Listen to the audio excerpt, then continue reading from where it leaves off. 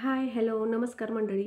मी दीपाली. माझ्या या मराठी यूट्यूब चॅनेलवर तुमचं मनापासून खूप खूप खूप स्वागत.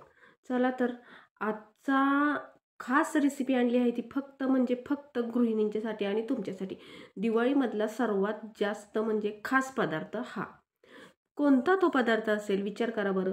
आत्ता मी 8 दिवसापूर्वी कोणताही मसाला, चकली मसाला न वापरता चकली रेसिपी मराठी असा एक व्हिडिओ माझ्या यूट्यूब चॅनलवर टाकला आहे. तोही तुम्ही पहा. त्या व्हिडिओच्या खाली मला खूप साऱ्या कमेंट आल्या होत्या की ताई, तुमची रेसिपी सांगा आम्हाला. तुम्ही कशी बनवली चकली?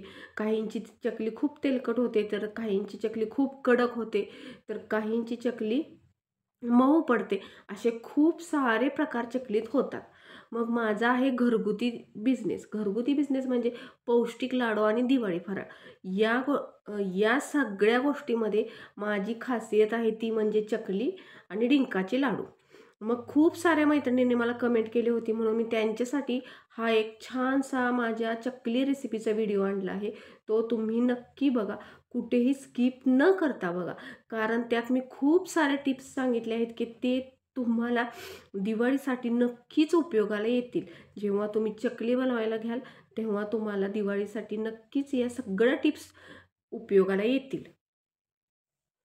ही आहे मी आज बनवलेली चकली. पाहू शकता तुम्ही. बघा, अगदी कमी तेलकट, खुसखुशीत, कुरकुरीत आणि खूप छान अशी चवीला असणारी भाजणीची चकली. आपल्या सगळ्या डाळी या चकलीत मी वापरते. माझ्या मैत्रिणींना व्हिडिओ देण्यासाठी मला खूप उशीर झाला, त्याबद्दल सॉरी. आता जर आपण व्हिडिओला सुरुवात करूया की आपण आजची चकली कशी बनवली, माझी रेसिपी काय ती. सर्वप्रथम मी तुम्हाला 1 किलोचंही प्रमाण सांगणार आहे आणि वाटीचंही प्रमाण सांगणार आहे. आता आपण काय केलं होतं, 1 किलो तांदूळ वजनिक प्रमाणे मोजून घेतले होते. मग 1 किलो तांदूळ घरातली कोणतीही आपण वाटी घेतली तरी ते 4 वाट्याच भरतात. मग 1 किलो तांदूळ आपण घेतलं म्हणजे 4 वाट्या. 4 वाट्याला अर्धा किलो हरभऱ्याची डाळ. अर्धा किलो हरभऱ्याची डाळ म्हणजे 2 वाट्या. पावशेर मुगाची डाळ म्हणजे 1 वाटी. अर्धी वाटी उडदाची डाळ जास्त घ्यायची नाही. 1 वाटी फुल भरून पोहे, 1 वाटी चिवड्याची डाळ, अर्धी वाटी शाबू, अर्धी वाटी धणे, अर्धी वाटी ओवा आणि हे तर सर्वात महत्त्वाची गोष्ट आहे, स्टार फूल आणि दालचिनी. याच्यामुळं आपल्याला चकली मसाला वापरायची गरज पडत नाही. आता घरातली कोणतीही वाटी आपण घेतली तर ती प्रमाणाला एकच घ्यायची. आपली चकली कधी फसते, ज्यावेळी आपण मोजून मापून करत नाही त्यावेळी. आत्ता मी जी चकलीचं प्रमाण तुम्हाला दाखवलं होतं तेच मी पूर्ण सगळं प्रोडक्ट आहेत ते भाजून दळून आणले होते. म्हणजे 1 किलोचं प्रमाण सांगितलं होतं ते. मग 1 किलो तांदळामध्ये, हरभऱ्याच्या डाळीमध्ये, सर्व प्रकारच्या डाळीमध्ये 7 वाट्या पीठ पडलं. मग 7 वाट्या पीठ पडलं तर 7 वाट्याच पाणी घ्यायचं. त्याच्या व्यतिरिक्त जास्त पाणी घ्यायचं नाही. आणि पीठ नेहमी मोजूनच घ्यायचं. कधीही न मोजता पीठ घ्यायचं नाही. चकली फसते तेव्हाच की जेव्हा आपण प्रमाणात चूक करतो त्यावेळी. आता हे आपण 7 वाट्या पीठ मोजून घेतलं आहे. आणि शाबू आणि उडदाची डाळ ही अर्धी वाटीच का घालायची, कारण की त्याच्यामुळं कडकडीतपणा जरा जास्त येतो शाबूमुळं, म्हणून ती 1 वाटी न घालता अर्धी वाटी घालायची. आता आपण 7 वाट्या पिठात भरपूर असे तीळ घातले आहेत, भरपूर असा ओवाही घातला आहे, पाहू शकता तुम्ही.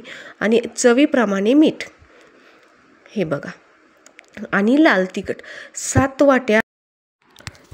वाट्या पिठासाठी 7 चमचे लाल तिखट टाकायचं. चटणी आपल्या घरची टाकायची नाही. आपण जेव्हा चटणी टाकतो त्यावेळी चकली आपली मऊ पडते, हे नक्की लक्षात घ्या. तुम्ही विकतचं लाल तिखट टाकलं तरीही चालेल. हे माझ्या घरचं लाल तिखट आहे, तेच मी वापरलं होतं. मग 7 वाट्या पिठासाठी मी जी वाटी आपण मापाला घेतली होती तीच वाटी आपण अर्धी वाटी तेल घेतलं आहे. त्याच्यापेक्षा जास्त तेल घ्यायचं नाही, नाहीतर चकली आपली खूप तेलकट होते. पाहू शकता, अगदी कडकडीत गरम असं मी मोहन केलं होतं आणि ते या पिठात टाकलं आहे. आपण चकली मसाला कुठेही वापरलेला नाही. आपण लवंगा, दालचिनी, धणे, स्टारफूल असे खूप साऱ्या प्रकारचे खडे मसाले टाकले होते, त्यामुळं आपल्याला चकली मसाल्याची गरज पडली नाही. आता आपण जे मोहन टाकलं होतं ना, ते मोहन अगदी पिठाला व्यवस्थित चोळून घ्यायचं. अगदी सर्वत्र ते मोहन पिठाला व्यवस्थित लागलं पाहिजे. पाहू शकता तुम्ही, अशा प्रकारे गोळा झाला पाहिजे. याच्यापेक्षा जास्त जर तेल टाकलं तर नक्कीच आपली चकली बिघडते, हे लक्षात घ्या. आता आपण 7 वाट्या पीठ घेतलं होतं म्हटल्यानंतर 7 वाट्या पाणी घ्यायचं. 7 वाटीपेक्षा जास्त अजिबात पाणी घ्यायचं नाही.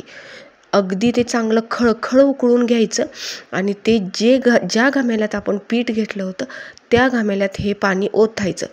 चालू गॅसमध्ये उकळत्या पाण्यात पीठ टाकायचं नाही, त्याच्यामुळं सुद्धा चकली खूप प्रमाणात तेलकट होते. माझं लक्षपूर्वक ऐका. जर आपण गॅस चालू ठेवला आणि जास्त वाफ पिठाला दिली तर 100% 101% चकली तुमची जास्त प्रमाणात तेल सोडणार, जास्त प्रमाणात तेल पिणार. त्यामुळं लक्षपूर्वक व्हिडिओ पहा. व्हिडिओमध्ये खूप साऱ्या तुम्हाला टिप्स दिल्या आहेत चकलीच्या बाबतीत, त्या तुम्ही लक्षपूर्वक ऐका. आता आपण जे पिठात पाणी ओतलं होतं ते अर्धा तास विश्रांतीसाठी ठेवलं होतं. आता मळायला येईल असं आपण मळून घ्यायचं. म्हणजे कसं, जास्त गार करायचं नाही किंवा जास्त गरम असतानाही मळायचं नाही आणि पूर्णपणे गार पाण्यातच पीठ मळून घ्यायचं. पाहू शकता अशा पद्धतीने जसं मी मळते तसं. चकली करताना फार म्हणजे फार संयम फार महत्त्वाचा असतो. कारण चकलीसाठी आपण जितका वेळ देऊ तितकी चकली छान मस्त होते. एकदा जर चकलीवर तुमचा हात बसला तर तुमची चकली कधीच बिघडणार नाही. माझ्या दिवाळी फराळामध्ये खूप जास्त मागणी आहे, ती म्हणजे चकलीसाठी. अशा प्रमाणे हळूहळू आपण थोडं थोडं पाणी घ्यायचं आणि ते पीठ अगदी छान प्रकारे मळून घ्यायचं अशा पद्धतीने. आणि पीठ जास्त ढिल्लं करायचं नाही. पीठ जास्त आपण ढिल्लं केलं तर त्याला काटं येत नाहीत आणि चकली तुटते. त्याप्रमाणे तुम्ही अशाप्रमाणे तुम्ही बघा. अशा पद्धतीनेच तुम्ही तुमचं चकलीचं पीठ मळा, चकलीची भाजणी करा. हे बघा, पाहू शकता माझी चकली कुठंही तुटत नाहीये. चकली आपली तुटत नाहीये म्हटल्यानंतर आपलं पीठ खूप छान, अगदी छान प्रकारे झालं आहे. अशा प्रकारच्या चकलीला होलही खूप छान मस्तपैकी पडतात. तेल कडक तापायला ठेवायचं आणि त्यात चकली छान प्रकारे तळून घ्यायची. आता मी तुम्हाला चकलीचं प्रमाण सांगते. 4 वाट्या तांदळासाठी 2 वाट्या हरभरा डाळ, 1 वाटी पोहे, 1 वाटी चिवड्याची डाळ, अर्धी वाटी शाबू, अर्धी वाटी उडदाची डाळ, स्टारफूल, लवंगा, दालचिनी, धने, ओवा हे भरपूर वापरायचं. तुम्हाला थोड्या टिप्स देते. चकली कडक का होते? चकली कडक होते आपण जास्त शाबू वापरला तर चकली कडक होते. दुसरी गोष्ट, चकली मऊ का होते? आपली तळायला जर चकली कमी पडली तर 100% चकली आपली मऊ होते.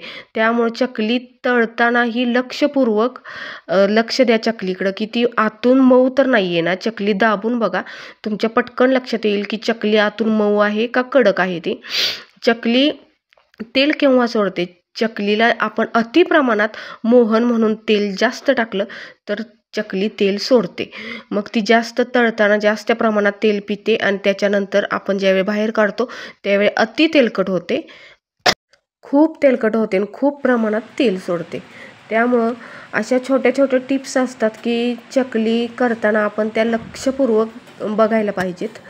आणि आपल्याला चकली मसाल्याची गरजही पडत नाही. आपण जर खडे मसाले वापरले तर चकली मसाल्याची आपल्याला गरज पडत नाही. अशा रीतीने छान प्रकारे तुम्ही तुमची चकली तयार करा आणि मला कमेंट करून नक्की सांगा तुमची चकली कशी झाली ती.